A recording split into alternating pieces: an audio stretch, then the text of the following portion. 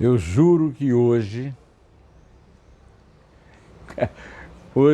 quinta-feira, né, 25 de junho de 2020, eu trago uma boa notícia para abrir aqui. Então vá logo dando like aí que você vai gostar. A boa notícia é a seguinte: depois de 20 anos de discussões no Congresso, passou no Senado definitivamente e subiu para a sanção presidencial o marco legal do saneamento básico. O saneamento básico é um dos maiores sinais de atraso do Brasil. A Europa resolveu o problema de saneamento. Na Idade Média, os esgotos de Paris são até atração turística. E no Brasil, mais da metade da população não tem acesso a esgoto. 32% não tem acesso a água limpa encanada. Milhões de pessoas, cento e tantas mil pessoas, milhões de pessoas, não têm esgoto em suas casas. E 60 milhões não têm direito à água na torneira, tem que pegar água em poço. Pois é. Por quê? Porque custa caro. Saneamento básico custa muito caro e não traz dividendos políticos, porque é obra enterrada, não é obra exibida. E o Estado está completamente falido, não tem dinheiro para investir os bilhões que são necessários para universalizar água e esgoto no Brasil. Então, há 20 anos se discute esse marco legal, que é uma forma de criar parcerias público-privadas para usar capital privado, porque o Estado não tem dinheiro, então não tem opção, para cobrir todo o território nacional com esse bem da civilização, com essa necessidade de higiene que se tornou dramática, mais do que isso, trágica, agora na pandemia da Covid-19. Pois bem, depois desses 20 anos, agora, na noite de ontem, dia de São João, né, o Senado fez a última votação, a segunda votação, o segundo turno, porque são 4 turnos necessários para aprovar o marco, porque é uma reforma constitucional, e passou por 65 votos a 13. Aí tem 2 boas notícias. Em primeiro lugar, que há agora liberdade para empreender um saneamento básico. Não fica dependendo de empresa estatal com capital limitado, muita corrupção, pouca competência e muito funcionário que não trabalha e que não é competente, tá certo? Mas tem outra coisa importante. Quem faz oposição cerrada e sempre fez são os partidos de esquerda. É a oposição de esquerda. Muitos, por exemplo, o senador Cid Gomes, que é do PDT, votou a favor do marco legal do saneamento.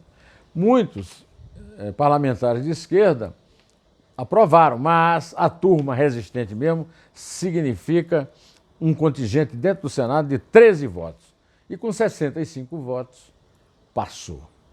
Agora, passou o relatório definitivo que foi escrito pelo senador Tasso Gereissati. Eu conheci o senador Tasso Gereissati apresentado pelo Tancredo Neves. Tancredo Neves estava percorrendo o Brasil para catequizar os partidos políticos para uma abertura, que ele chamava de Nova República, e por vários estados ele encontrou gente ligada à resistência, à ditadura que estava nos seus estertores, e no Ceará tinha um grupo lá de jovens empresários, liderados por outro senador, o senador Beni Veras, que é dono de uma confecção, né, a confecção Guararapes, e ele, da turma dele, havia um grupo de empresários, entre os quais o Tasso. E o Tancredo, eu fui ao Ceará, e o Tancredo mandou que eu procurasse o Tasso, e assim eu fiquei conhecendo. O Tasso foi governador, foi um governador, fez muito sucesso, foi depois, agora atualmente é senador, foi presidente nacional do PSDB, e o trabalho dele é um trabalho empresário, um trabalho competente de quem conhece, de quem tem muita experiência e que está sendo muito elogiado aí e, claro, muito criticado pela esquerda, que acha que a água é um bem coletivo, é um bem de todos, que não pode ser privatizado porque não pode ser usado comercialmente. Mas eu fui ao Ceará, isso já faz aí uns 30 anos, para uma reunião sobre água promovida pelo Tasso, porque o Tasso era muito amigo o Tasso era governador do Ceará e era muito amigo do Antônio Carlos Magalhães, apesar de adversários, né? O Tasso na época era do MDB e o senador Antônio Carlos Magalhães era governador da Bahia, da Arena, né? Do partido, depois até esqueci o nome que esse partido ganhou depois do pacote de abril, né? Mas o Antônio Carlos Magalhães fez um desafio a ele a respeito da questão da água do São Francisco para o sertão, né? Da transposição, mostrando que não havia meio de transpor a água do São Francisco sem haver um grande abalo ecológico. E pediu que ele mostrasse um estudo que justificasse isso. Ele não achou. Então, o que é que ele fez? Ele convocou grupos do mundo inteiro de especialistas em água para discutir como poupar água.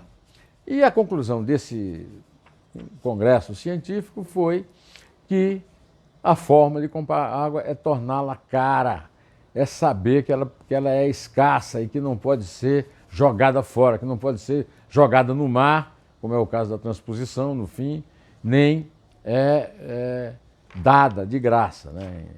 Então, a transposição foi feita depois pelo Lula, uma obra muito polêmica, que todo mundo sabe que não deu em nada, e a não ser muito dinheiro para muita gente aí.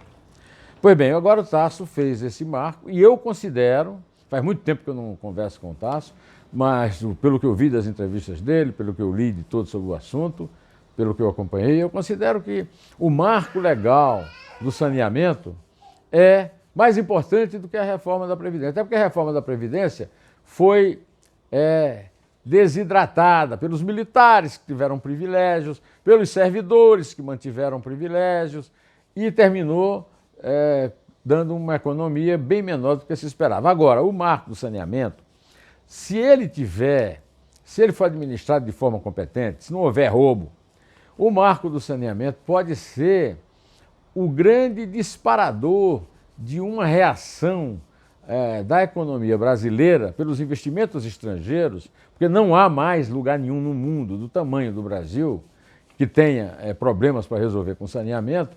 Então esse vai ser um campo novo para exploração e se espera uma injeção de bilhões de reais na economia brasileira nas obras, né?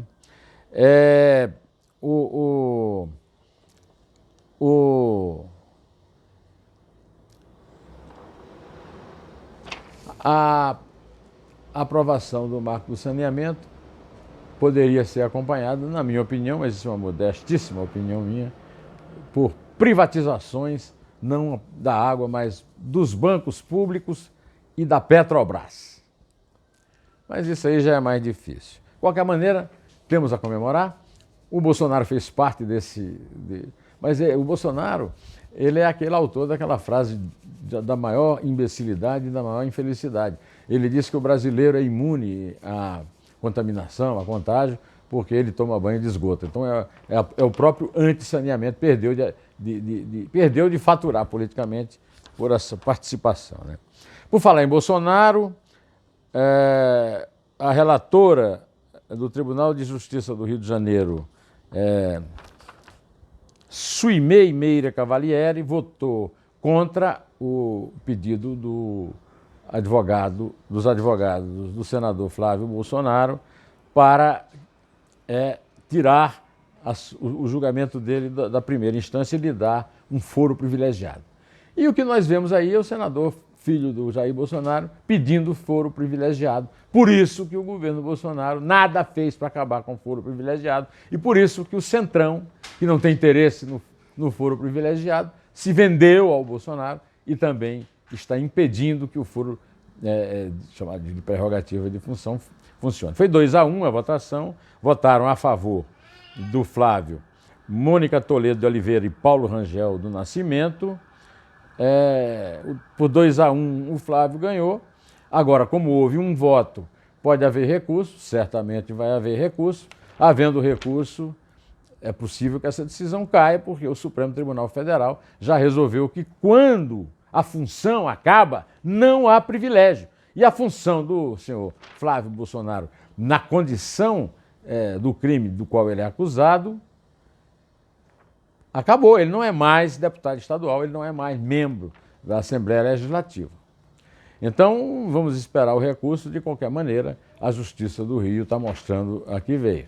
É uma justiça, como disse um querido amigo meu, que é um grande desembargador daqui de São Paulo, é uma cariocada. Olha, sem nenhum preconceito contra o Rio, adoro o Rio de Janeiro, sou Flamengo, mas é uma cariocada, né? A situação do Rio não está como está à toa, né?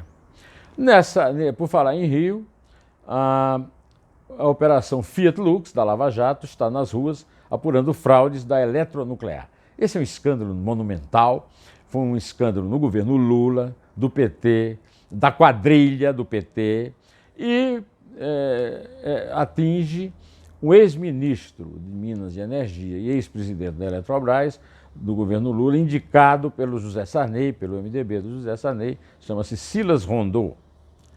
Pois bem, e para terminar, eu queria só fazer mais uma observação sobre o grande encarregado do Bolsonaro para a negociação da política, né? É o general da Ativa, presta atenção, general da Ativa, que pôs hoje de manhã um tweet anunciando que o auxílio emergencial do governo ia, a partir da terceira parcela de R$600, ia passar a ser 500, 400 e 300 em mais 3 meses, né? E aí apagou o tweet. Essa gente não sabe o que é transparência, essa gente não sabe usar as redes sociais, e essa gente apela para as redes sociais porque é fácil, não precisa procurar jornalista, não precisa responder a pergunta. Aí depois, como não tinha mais a razão do seu tweet, ele apagou. Apagou, ficou por isso mesmo, só que tem um problema. Apaga, mas fica, né? O computador sempre fica, né? E o ministro Luiz Eduardo Ramos se consagra por mais essa batatada. O general vai para a reserva, general. Deixa de desmoralizar o exército, general na ativa, pelo amor de Deus. Bom, direto ao assunto. Em pé. Só a verdade nos salvará, viu?